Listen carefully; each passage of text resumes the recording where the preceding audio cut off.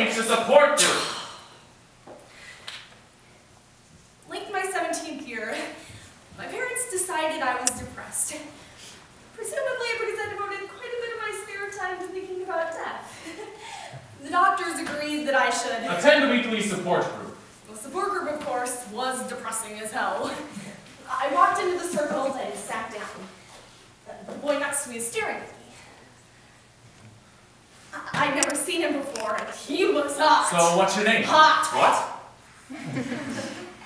I mean, Hazel. Hazel. Hazel Grace Lancaster. My name's Gus. Augustus Waters. So, what's your story? Well, I was diagnosed when I was 13, and then after that I went into... No, not your cancer story. Your story. I'm pretty uninteresting. I reject that. Think of something you like. Reading? Okay, well, what's your favorite book? Actually, An Imperial Affliction by Peter Van Houten. Does it feature stormtroopers? It's not that kind of book. Well, I'm going to read this terrible book with the boring title that does not contain stormtroopers. Well, hot Hazel Grace, it's been a real pleasure. Ditto, Mr. Waters. Author Hilary Cooper once said, Life is not measured by the number of breaths that you take, but rather the moments that take your breath away. moments full of friendship. Moments full of love. And moments full of... Cancer. Seriously? Though Gus is in remission. And Hazel's cancer is terminal, the two have never found another person who understands them so well. Together they discover that just because you're dying doesn't mean you've lost the ability to feel alive. This is not a story about death, but rather a story about how... Cancer! It's a story about how to live. The Fault in Our Stars by John Green. An Imperial Affliction is about this girl named Anna and her mom, and they live a normal life till Anna is diagnosed with this rare blood cancer. As the story goes on and Anna gets sicker and sicker, the story ends right in the middle of a... What the heck? Hazel Grace, tell me I've not reached the end of this book. So, welcome to the torture of reading An Imperial Affliction. He never says what happens. It's part of what I like about the book in some ways. It portrays death truthfully. Yeah, you're right. Man, I can't stop thinking about it. I know, I've written him tons of letters about what happens to Anna and her mom, but he never responds. He's impossible to track down. Utterly untraceable? Correct. Augustus Waters, what the? Found him. Mr. Van Houten's house was just around the corner from our hotel. Augustus took me by the arm and walked me up the steps to the front door. Just one doorway away from all the answers I dreamed. Ever since first reading that last unfinished page. Mr. Van Houten? Yes? Hi, my name is Hazel Grace Lancaster. I'm here with my boyfriend, Gus. Your book sort of brought us together, and I've been, hey, you promised to meet us. You promised to tell us what happened, Van Houten. They're fictitious. Nothing happens to them.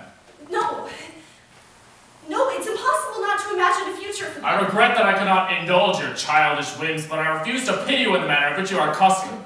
I don't want your pity. Like all sick children, you say you don't need pity, but your very existence depends on it. Hey, he sucks. I'll write you in that blog. Better than any shit that drunk could write. I will. I love you, Augustus Waters. So, there's this thing called Maslow's hierarchy of needs. Basically, until your physiological needs are satisfied, you can't even begin to think about social needs. Maslow's theory implied that because I was sick, I was somehow worth less than others.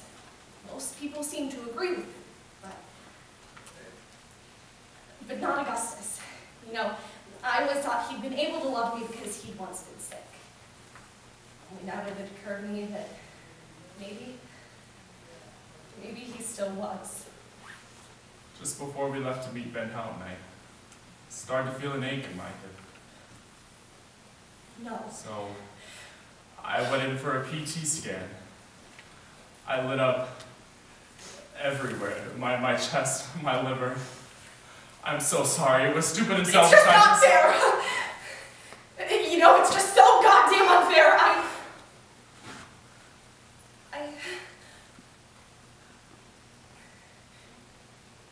Does it hurt? No, it's just... I like this world between us, and I like reading, and hell, I even like support group, and now I don't even get a battle. I don't get a fight. You get to battle cancer, Gus. That is your war now. My cancer is me. My tumors are made of me. It's a civil war, Hazel Grace.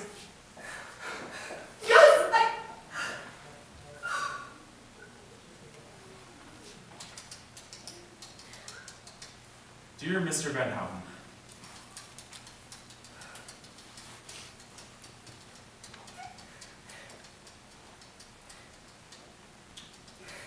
Augustus Waters died 8 days after in the Memorial Hospital in the ICU. When the cancer, which was made of him, finally stopped his heart. At the memorial service, the pastor stood behind the coffin and talked about how Gus had a courageous battle with cancer and how, in heaven, Augustus will be healed and whole, implying that he wasn't whole when he was here on earth, and What? What a little horse crap, eh, kid? Peter, how did you get here? Your boy Waters and I corresponded a bit, and said I'd be absolved of my misbehavior if I attended his funeral and told you what became of Anna. You aren't the man who wrote Imperial Affliction anymore. Just look at yourself, Peter. You're just a pathetic alcoholic who says things to get attention. You remind me of Anna. You remind a lot of people. No. You remind me of my daughter. She was 8. She had leukemia. Like Anna in the book, I'm so sorry. Grief doesn't change you, Hazel. It reveals you.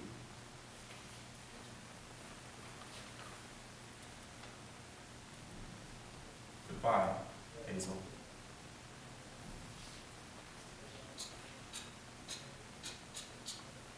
Van Houten. Almost everyone is obsessed with leaving their mark upon the world, but the marks humans leave are too often scars. But Hazel's different. I love her. I'm so lucky to love her. You know, you don't get to choose if you get hurt in this world, but you do have some say in who hurts you. I like my choices. I hope she likes hers. I do, Augustus. I do.